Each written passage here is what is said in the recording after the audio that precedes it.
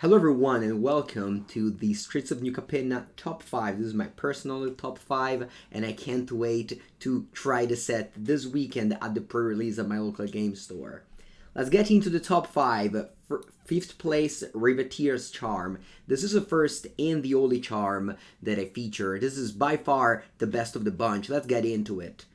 First choice is Soul Shatter. Soul Shatter is an excellent card. I've played Soul Shatter in many of my decks. Excellent way to kill a Ghost Pendragon without giving your opponent a treasure, or even killing a Planeswalker if you're playing against the Wandering Emperor end of turn. A really nice and clean way to kill a creature.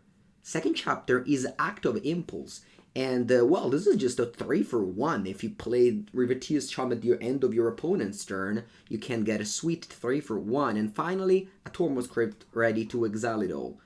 I think Riveteers Charm is definitely going to see play in, well, of course, Jund midrange deck in Standard, but it can even go all the way back to Modern. Of course, you can't really play this card in combination with Urza Saga in the Jund Saga deck, but there's plenty of people that love their Boomer Jund without Urza Saga, and even some Bloodbraid Elf, so this card can definitely slot in there. 3 excellent abilities, of course a little bit overcosted, but you're paying for that versatility. Place number 4, we have Strangle.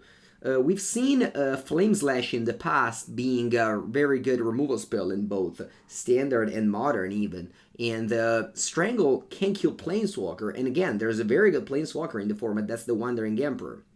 Of course, Strangle isn't the greatest answer because it's a sorcery, so they're still going to be able to get some abilities out of it. But the ability for just 1 mana to kill a creature or a Planeswalker is really nice. I think it's going to be an upgrade to the Abrade that the red decks are playing. The red decks are actually struggling in this format since the Divide by Zero ban, but they're going to get a new card that is big score. I can even see people playing more than 4 copies of this card in combination with Unexpected Windfall and Galvanic Iteration. I think red can maybe take a comeback, red control, a comeback in Standard. In the third place, we have Giada, Font of Hope. And Giada is, of course, not a typical card that you would say you would see in this top 5 cards, but this tribal card as a just one of the best tribal card that I can think of. It's a 2-drop with Flying and Vigilance. It gives you mana for your tribe, and it makes them come into play with an actual counter for each angel you're already control. That's like a lot of things going on this card. Giada Font of Hope can really make angel decks go off, and not just the angel decks that we have in the past, like the Regis Valkyrie, Lieza. There's some angels in Standard. You can even go all the way back to Historic with Resplendent Angel and all the many angel around. You have Angel of Unity, Bishop of the Bishop thing. So yeah, Giada is really a very, very good tribe card that was slotted in the angel decks. And even for the future angel, definitely a card to look out in the future. Ranked very high in the stuff. Let's now go to the second place, where I am, of course, grouping all the triumphs together. You need to make the triumphs together here, since Ziatora's Proving Ground is just the Jund one, so that will let you cast your Riveteers Charm in an easier in Standard. But this can go all the way back to Pioneer, even, of course, Modern. We've seen triumphs starting, like, not that popular at the beginning when they came out in Ikoria, the Catcher Triumph, Rograine Triumph, and so on, but they now see so much play. Last weekend, the 5-color Bring to Light deck got 5 triumphs in the deck, so yeah, the ability to fetch land this triumph out, or of course, like, they count as Mountain for Valakut, they count, all the abilities of the Triumph, of course, the land type remain.